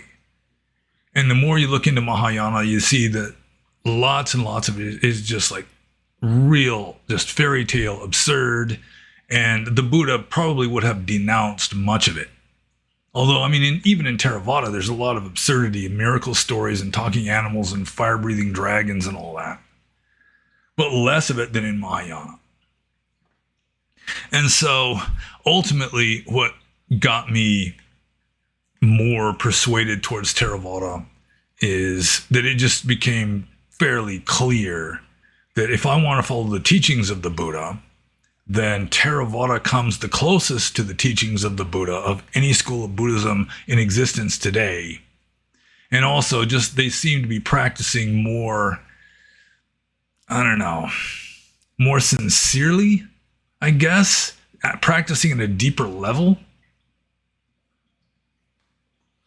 So that was essentially what cured me of a desire to be a Zen monk, was actually going to a Zen monastery and seeing what was going on. I mean, it was in California, so I'm sure that there were other monasteries like in Japan that would be much more serious and much closer to what you read about in the books. But still, you know, there's Vairochana Buddha and all the Bodhisattva stuff and Pure Land elements getting in.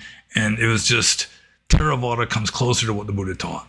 I mean, if you're a Buddhist, it would seem to me that you would want to follow what the Buddha taught. So even some of these Pure Land Buddhists who are following what the Buddha would almost certainly have denounced, still they've got their text where the Buddha is sort of advocating for it.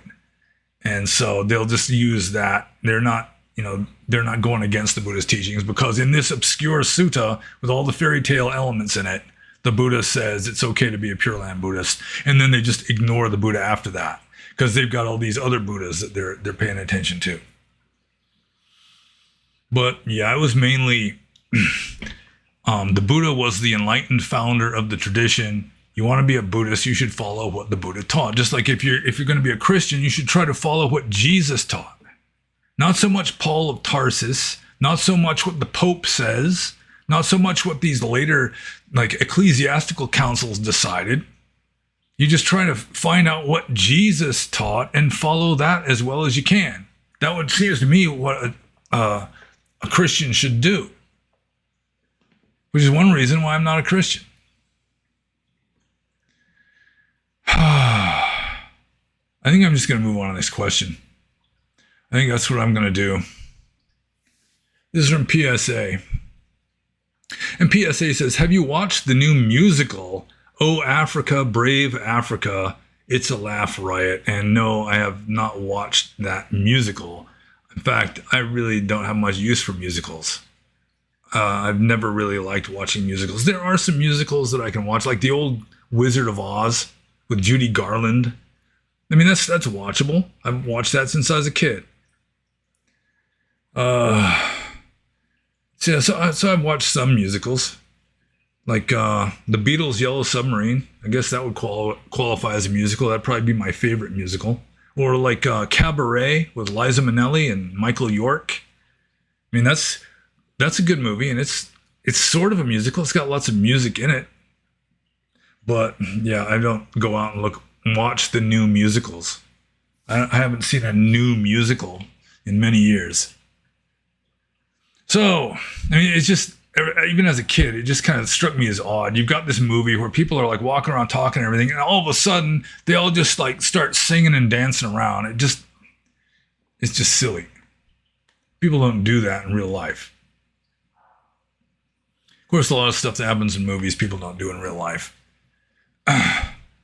Anyways, PSA's next question. You said on this Q&A, I guess the previous one, there's nothing technically immoral about handling money. Could you please elaborate on why it is a precept then, and what is the real skillful purpose of this precept? I think one reason why the Buddha made a very strict rule saying monks are not allowed to handle money is, I guess I should back up a little. There is a statement from the Buddha in the text that says, if money is allowable for monks, then sensual pleasure is allowable for monks. So it's like with money, you can just buy whatever you want. And a monk is supposed to be restraining himself and like avoiding worldliness. He is supposed to renounce worldly society. Money is like the lifeblood of worldly society and has become even more so since the Buddha's time. And so it's just part of opting out of society. It's like monks are not allowed to buy their own food. They're not allowed to grow their own food. They're not allowed to pick their own food out of trees unless there's some kind of famine going on. Even then, I think they're supposed to just pick it up off the ground and not pick it. So, let's see. Could I elaborate on why it is a precept? I mean, a lot of precepts are not moral precepts for monks. Having to shave your head. I mean, it's not immoral to have long hair. Having to wear robes of a certain material, cut and sewn in a certain way, dyed a certain color with certain kinds of dye. I mean, that's not moral. Not eating in the afternoon. I mean, there's nothing inherently immoral about eating at 2 in the afternoon. So, yeah, it's a precept in order to prevent monks from indulging in worldly pursuits, mainly, and from just being kind of autonomous from lay people. The Buddha did make rules that ensured that monks would have to depend on lay people. So even if the monk is out in a forest meditating most of the day, at least once a day, he's got to come into the village and make himself seen, partly for the edification of the lay people. But of course, once money becomes allowable, then you can have monks that are grubbing for money, just trying to like cadge for money. Like there are monks doing that even now. So, yeah, I mean, it was partly like a tradition in ancient India that holy men do not handle money, especially the renunciants. It's just a sign of renunciation that you're not handling money. If you're still handling money, you haven't fully renounced worldliness. So a lot of it is just sort of ancient Indian, like monastic, etiquette. It's just the way things were done in ancient India, but also it's just part of the renunciation process. Not handling money, not cooking your own food, that sort of thing. But again, as the Buddha said in a famous passage, if money is allowable, then sensual pleasures are allowable. In fact, there's one passage of the Buddha that's quoted in the last chapter of the Chulavaga. It's regarding the second council. I've never found, and this monk is quoting the Buddha, but I've never found the quote anywhere else in the suttas. It's just 100 years after the time of the Buddha, you've got this monk quoting the Buddha. And it could be in one of the suttas. I just don't recall seeing it there. Maybe I never saw it. But it's talking about how monks that handle money are they're like blinded by greed. They're as foolish as animals. They're bound by the chains of their own desires. It's like really coming down hard on monks who handle money. But it's just, I don't know. I think I should just move on to the next question. This is from Stellar Supreme, formerly known as Libralam. And Stellar Supreme says, what's so good about voting that can't just be solved by not voting? Well, I mean, what is solved by not voting? I don't think anything is solved by not voting. It's just being blackpilled and giving up. So if you just give up, I mean, nothing is really solved. I don't know how you're going to solve any political problem by not voting. So it's like, what's going on lately with some elements on the right is they're pissed off at Trump. I mean, some of them, like Nick Fuentes, he's declared himself a Democrat now. It's like, we're going to vote for Trump as the lesser of two evils, but the lesser of two evils isn't wonderful. And so fuck the lesser of two evils. We're going to vote for the worse of two evils. That seems to be what people like Nick Fuentes are like advocating now. The lesser of two evils wasn't good enough, so vote for the worse of two evils. The only man standing between us and Western Europe-style decline and fall is Donald Trump, apparently. But he's not doing everything we want him to do. He got us involved in this war with Iran for reasons we're conjecturing negatively about. And so, fuck it. We're just going to let the Democrats take over and just let America go the route of Canada and New Zealand and Western Europe and the UK, etc. Well, if enough people vote the right way, at least it'll have some impact. I mean, look at the local elections in the UK just recently, where Labour was just completely trounced. That has an effect. Like UK voting for like Brexit, that had an effect. I mean, it might not be as much of an effect as these fussy crybaby right-wingers are demanding. But I mean, it has an effect. So let's see here. I'm just going to move on to Stellar Supreme, formerly known as Libralam's second question. What is the karmic status of Reddit mods policing online spaces according to a mob mentality? Well, it depends on their own mental states, doesn't it? The karmic status depends on their motivations, why they're doing what they're doing, how they feel about what they're doing. So if they're feeling like intolerant and vengeful, hateful, well, they're going to have the karma of acting with intolerance and vengeance and hate. If they think they're doing the right thing, then there's going to be some good karma possibly from at least them being conscientious, even if it's a kind of misguided conscientiousness. But again, it's these acts that these people are doing is based on their own mental states. So it says if they're acting in accordance with a mob mentality, then yeah, it's going to be more unwholesome than wholesome. But their karmic status is going to rely on their own mental states. And different ones are going to have different mental states. So I'm going to move on to Stellar Supreme, formerly known as Libralam's third question, which is kind of a straightforward one. Do you take all 13 suttas of the Sila Khanda Vaga, the first 13 suttas of Digha Nikaya, to be authoritative and archaic? Well, I don't think any of them really is archaic. Although the Sakkha Panya Sutta, which, gosh, I'm not even sure if it's in the first 13. Yeah, maybe it isn't.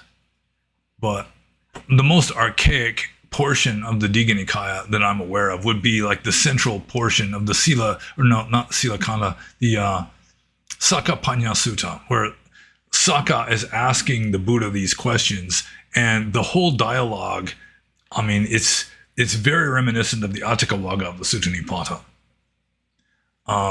The Nidana Sutta, I think, might be in the first 13, which has an early but not super archaic version of Paticca It's not even the standardized 12 links yet, so it's older than that, presumably. The second sutta of the Sila Khanda is the Samanyapala Sutta, which is largely archaic. It's relatively old. But I don't think that all 13 suttas of the Sila Khanda, like the first 13 suttas of the Digha Nikaya, they're all authoritative from a Theravada Buddhist point of view, but that doesn't mean that they're necessarily all true. I mean, some of it's not. I mean, some of it's bound to be mythological elements that have gotten in, or later developments in Buddhist philosophy. Still relatively early, but not like original. So most of it isn't archaic, although it's relatively old. You know, like within the first 100 years of the existence of Buddha or of Buddhism. Authoritative, though, I mean, what makes a sutta authoritative? You know, from the Orthodox Theravada Buddhist point of view, all of it's authoritative. From my point of view, I mean, authoritative is just kind of like a value judgment. I mean, it's a matter of opinion. I mean, what determines whether it's authoritative or not? Just you decide that it's authoritative. You decide that you're going to accept it as an authority. In that case, I mean, I really don't consider any of the Pali text to be authoritative. Authoritative in quotes. I mean, what does that even mean? I mean, it's just because it says it, it's true? I don't think any text is authoritative in that sense. So you got officially authoritative in that the entire Pali Tipitaka is officially authoritative from the point of view of Theravada Buddhism. Even the commentarial tradition is officially authoritative for Theravada. But, I mean, what other kind of authoritative do you want? I mean, I don't consider any text to really be authoritative in the sense that it's necessarily true just because it's in this text. So archaic is a more meaningful term than authoritative. And even that is kind of a judgment call. How primitive does it have to be in order to be considered archaic? I mean, is the early version of Paticca found in the Nidana Sutta, is that archaic just because it's not the fully developed 12 links that is found elsewhere in the suttas? But it's still not archaic in that there are older versions, like older prototypes of the 12 links, like in the Sakkha Sutta or the Kalaha Viwada Sutta of the Atthakavagga, that have like a archaic form of the 12 links of Paticca. So how primitive does it have to be archaic? Some of it's relatively archaic. The Samanyapala Sutta is relatively old. But I wouldn't say all of it is necessarily archaic, or like necessarily like objectively true. Something like the Mahasatipatthana Sutta, I think that might be in the Sila Khanda. Maybe not. I don't remember like what order the suttas come in, except for some of them. The Mahasatipatthana Sutta, I mean, I like G.C. Pandey's theory that the Mahasatipatthana Sutta really is just sort of like a collection of various meditation instructions the Buddha had given or was attributed to the Buddha that were just sort of collated into like this, sort of like the Sermon on the Mount, where it's just sayings of the Buddha regarding meditation that were all sort of combined together into one sort of artificially reproduced discourse. So, I mean, is that authoritative and archaic? Some of it might be really old, some of it might not. So I guess the easy question for this answer would be no. Do I take all 13 suttas of the Sila Khanda Vagga to be authoritative and archaic? No. But I mean, it's kind of a vague no because I mean, I don't even know what authoritative would necessarily mean in this question. And what exactly is archaic? Where do you draw the line? How early does it have to be archaic? So I'm just going to move on to the next question. This is from Robert. And Robert says, if everything cancels out, why attempt to make spiritual progress, assuming you will not reach enlightenment? Well, I mean, wisdom is a matter of neutrality. I mean, Robert seems to be assuming that enlightenment or spiritual progress is like positive. And to some degree, you could see it that way. But I mean, if you've lived the monk's life, you see that it's not all positive. I mean, still, there's a balance of positive and negative. It's just that it becomes more subtle. It becomes less extreme. Instead of the roller coaster ride, ecstasy, misery, ecstasy, misery, it's more smooth sailing. It's more simple. So you're getting closer to neutrality, just sort of the neutrality of zero. So, I mean, everything cancels out to zero. And then the monk's life is trying to just approach zero and avoid the extremes. Smooth sailing instead of stormy seas. But, I mean, if you perceive it as something positive, then it'll have to be balanced out by something perceived as negative. But when you just live the holy life and just see it as life in general, it's just neutral, then, I mean, it doesn't really have to balance out with anything. Or cancel out with anything. I mean, you're going for neutrality, which doesn't have to be canceled out, unless you've got this weird perception of neutrality in a dualistic opposition to non-neutrality, and then they'll have to balance out.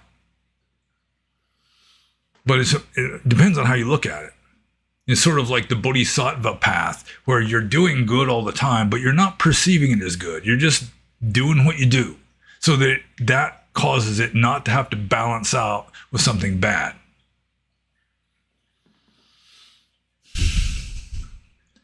Okay. So I guess I answered that question. I'm going to move on to Robert's second question.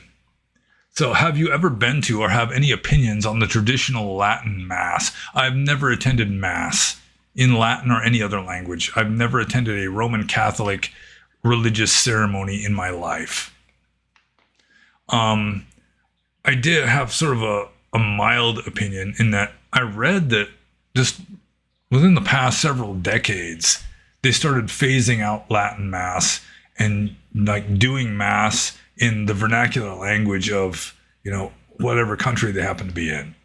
And in a way, I can understand how, you know, it might be more beneficial for people to actually understand what is being said, but still at the same time, maybe because, you know, I kind of am biased in favor of the Roman Empire or something, I kind of like the idea of Latin Mass. You know, when I heard that they were phasing out Latin Mass, I kind of disapproved or just didn't feel quite good about it. Not that I have a dog in the fight. It doesn't matter to me, really. I've never attended Mass in my life. I probably never will, tell you the truth. But then again, I've also considered, like in Burma, that they will blast Patana in Pali over loudspeakers, sometimes for a week straight, day and night. Just blasting this stuff that nobody understands. Even the monks who are chanting it, most of them probably don't understand the meaning of what they're chanting. It's just like this sacred blah, blah, blah that has some sort of magical beneficial power, supposedly. And I've thought many times it would be so much more beneficial to the people if you just, instead of blasting Patana in Pali that nobody understands, blast like a Burmese translation of the Dhammapada. At least the people would understand some of it and maybe learn some Dhamma from it. So from that point of view, I mean, it might be a good idea to chant Mass in a vernacular language that people actually understand. But I don't know. I can go either way, I guess. But blasting Pali over loudspeakers, it just seems kind of, I don't know, it just seems kind of pointless. That people would get a lot more benefit if they actually understood what was being chanted. And so I move on to Robert's third question, which is the last question of the evening. And he says, do you think Ramana Maharshi was an arahant? And if there are arahants in this world, if there are enlightened beings in this world, I think Ramana Maharshi would be a good bet for one. That he seems to have been the real deal. I've never heard the slightest hint of any scandal regarding Ramana Maharshi. And his biography is fascinating. I have read Ramana Maharshi's biography, at least one of them. And he started off as just a relatively normal Brahmin kid in British India. He was going to like a British high school, like an English one. It was run by the English in India. He was still living in India, southern India. But he was going to become like an electrical engineer or something. He was going to go to college after he got out of high school. And so he's studying math and this kind of stuff in high school.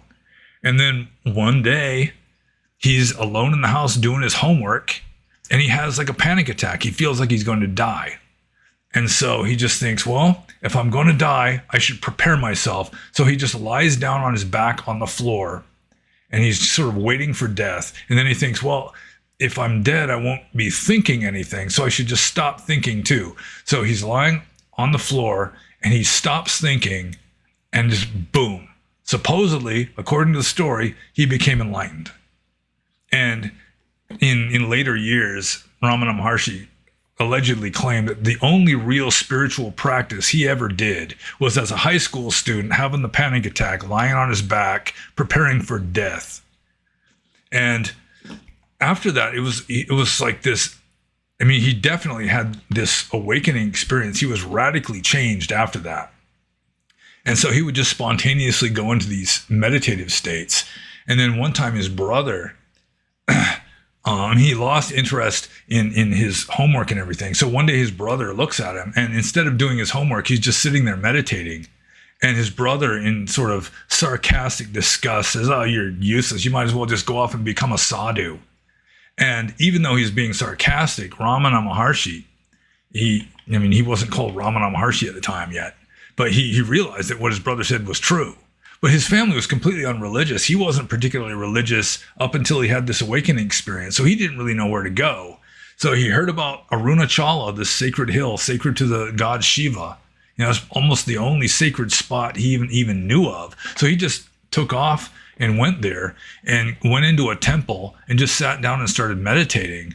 And he was just like in this trance state, this deep meditative state for quite a while, that they were having to help. I mean, he was getting bitten by ants and everything. He didn't even notice. There's like the temple, like the guardian guy, the guy, the groundskeeper of the temple, or the head priest or whatever, he's kind of keeping an eye on him, and they're like trying to keep the bugs off of him and stuff. Sometimes they're feeding him. They have to put food into his mouth because he's just completely out of it. And then after he finally comes out of this trance, or this, I guess it was like a trance, it was a deep meditative state, he was mute for like 2 years afterwards, because it was like he could not reconcile the enlightened state with just worldly samsara. It took him years to really be able to start integrating this realization that he had with just talking and making noise and moving around and doing stuff. So yeah, I think Ramana Maharshi would be a good bet. There's no way to prove anything, but like people who lived in the 20th century that I think may have been fully enlightened, Ramana Maharshi would be up near the top of the list, even though he worshipped a hill. And then not Ram Das, but Neem Karoli Baba up there, Ram Das's guru, he worshipped a monkey god. But he'd be up near the top of the list too. I think two people that I think may have been fully enlightened in the 20th century would be Neem Karoli Baba and Ramana Maharshi, and they were very different from each other. Ramana Maharshi was more like the stereotypical saint and sage, whereas Neem Karoli Baba was sort of the opposite. He was like a divine rascal. But yeah, there's a good chance Ramana Maharshi was an arahant. If an arahant even if enlightenment even means anything in a samsaric context.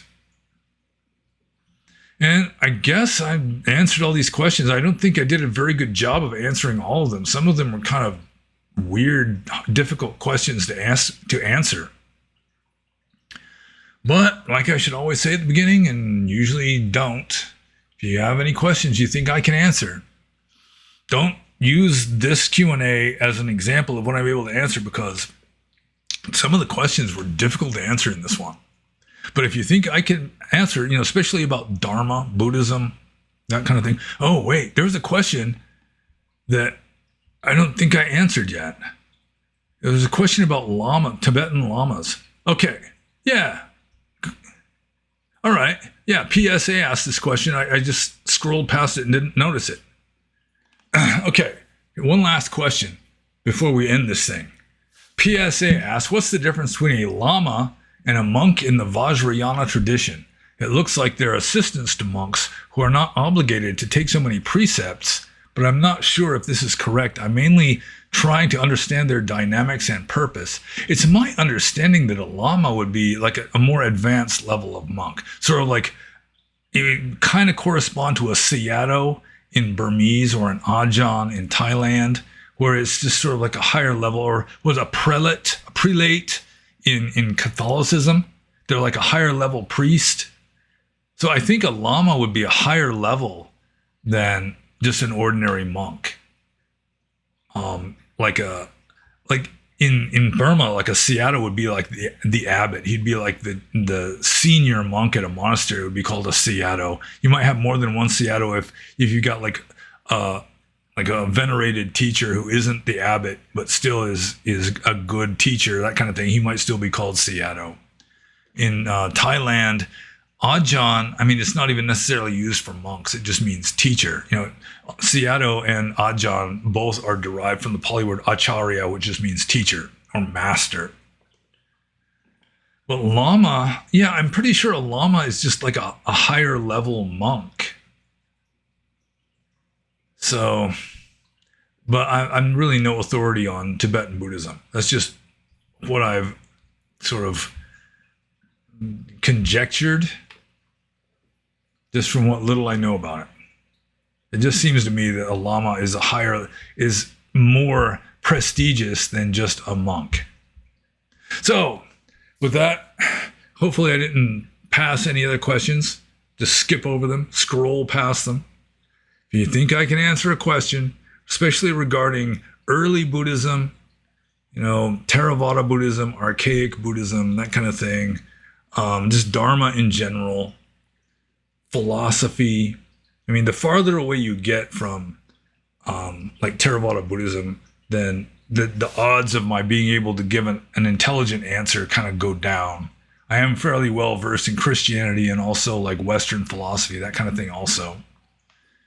But no more than 3 questions per person per episode. Please like and subscribe if you have not done so already. Check out the URL links below this video, which includes my books that are for sale on Amazon.